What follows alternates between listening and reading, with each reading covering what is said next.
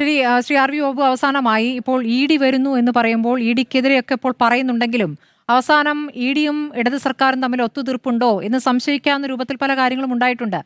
E D ഒരു പ്രത്യേക കാലഘട്ടത്തിൽ നീങ്ങുന്നു, ഒരു പ്രത്യേക സമയത്ത് കേസിന് വളരെ വേഗം വയ്ക്കുന്നു, പിന്നെ അവരുടെ ഒരു വിവരം ഉണ്ടാകില്ല. ഇതാണ് ഇപ്പോൾ പല കേസുകളുടെയും കാര്യത്തിൽ സംഭവിച്ചിട്ടുള്ളത്. അപ്പോൾ അത് രാഷ്ട്രീയമായി ഒത്തുതീർക്കും എന്നുള്ള ഒരു ആരോപണം കൂടി അപ്പുറത്ത് കോൺഗ്രസ് ഉന്നയിക്കുന്നുണ്ട്. അതിനുകൂടി അങ്ങയുടെ മറുപടി. സ്മൃതി, നമ്മളെ രാഷ്ട്രീയ ചർച്ചയിൽ നിന്നുകൊണ്ടാണ് ഈ പറയണമെന്നുണ്ടെങ്കിൽ നമുക്കത് പറഞ്ഞുകൊണ്ടിരിക്കാം. ഒത്തുതീർപ്പാണ് ബാക്കി കാര്യങ്ങൾ. യഥാർത്ഥത്തിൽ ഞാൻ നേരത്തെ പറഞ്ഞൊരു കണക്കുണ്ടല്ലോ, 5892 കേസുകൾ ഈ ജാനുവരി 1 മുതൽ ജൂൺ 30 വരെ ചാർജ് ചെയ്തെന്ന് പറയും. അതിനകത്ത് കൺവിക്ഷൻ റേറ്റ് എത്രയാണ്? 0.1 ആണ്. രാഷ്ട്രീയ അതെ, കൺവിക്ഷൻ. അതിന്റെ കാരണം എന്താണെന്നറിയാമോ? അതിന്റെ കാരണം എന്താ? അഴിമതി കേസുകളിൽ ഇത്തരത്തിലുള്ള ഇപ്പൊ ഈ ഗൂഢാലോചന, കോൺസ്പിരസി, അതേപോലെ കറപ്ഷൻ, ഇത് കണ്ടെത്തുക എന്ന് പറഞ്ഞാൽ വലിയ വലിയ പാടാണ്, ബുദ്ധിമുട്ടാണ്. ഇപ്പൊ സ്മൃതി, ഞാൻ അതുകൊണ്ടാണ് പറഞ്ഞത്, രാഷ്ട്രീയ ആരോപണമാണെങ്കിൽ സ്മൃതിക്ക് ഒരുപാട് ആരോപണങ്ങൾ ഉന്നയിക്കാം. നമ്മുടെ നാട്ടിൽ അഴിമതിയുടെ പേരിൽ ശിക്ഷിക്കപ്പെട്ട ഒരൊറ്റ രാഷ്ട്രീയ നേതാവുള്ളൂ, ആർ ബാലകൃഷ്ണപിള്ള. എന്നാൽ അഴിമതി നടത്താത്ത ആൾക്കാരാണോ രാഷ്ട്രീയ നേതാക്കന്മാരും? അഴിമതി ആരോപണങ്ങൾ പലർക്കും എതിരെ ഉന്നയിച്ചിട്ടില്ലേ? കേസ് എടുത്തിട്ടില്ലേ? ഏതെങ്കിലും കേസിൽ ശിക്ഷിക്കപ്പെട്ടോ ബാലകൃഷ്ണപിള്ള അല്ലാതെ? അപ്പൊ നമ്മള് വസ്തുതകളെ നമ്മൾ വസ്തുതയായിട്ട് കാണാനാണ് ഉദ്ദേശിക്കുന്നതെങ്കിൽ അത്തരം കാര്യങ്ങളെ ആ രീതിയിൽ നമ്മൾ സമീപിക്കേണ്ടി വരും. അഴിമതി കേസുകൾ കണ്ടെത്തി ശിക്ഷിക്കുക എന്നുള്ളത് വലിയൊരു പ്രശ്നം തന്നെയാണ്. അതുകൊണ്ടാണ് അതിന്റെ കൺവിക്ഷൻ റേറ്റ് കുറയുന്നത്.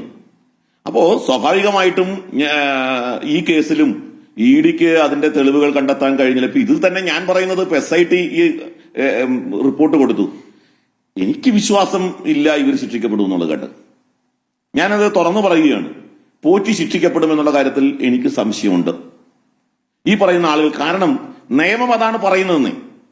കാരണം ദേവസ്വം ബോർഡിന്റെ മഹസറിൽ രേഖയിൽ ഈ പോറ്റിക്ക് കൈമാറിയിരിക്കുന്നത് ചെമ്പാണ്. ഇത് ദേവസ്വം ബോർഡ് ഒപ്പിട്ട് കൊടുത്തിരിക്കുകയാണ്. പോറ്റി എങ്ങനെ ശിക്ഷിക്കപ്പെടും സ്മൃതി? എനിക്കൊന്ന് പറഞ്ഞുതരാമോ? നിയമത്തിന് മുമ്പിൽ അതാണ്. ഇപ്പൊ ഇവിടെ ശ്രീ പത്മനാഭനുണ്ട്, അദ്ദേഹത്തോട് ചോദിക്കൂ.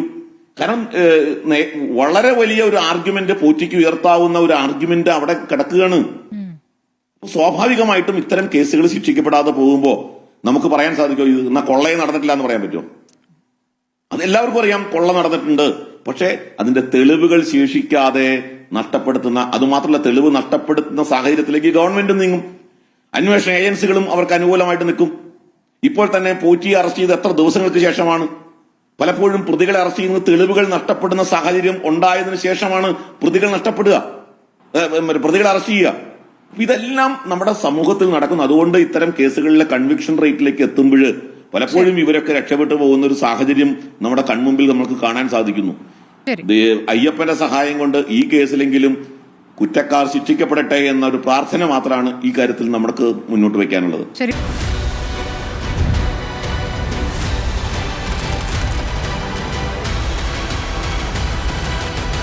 Debate with Smriti Parithikkad.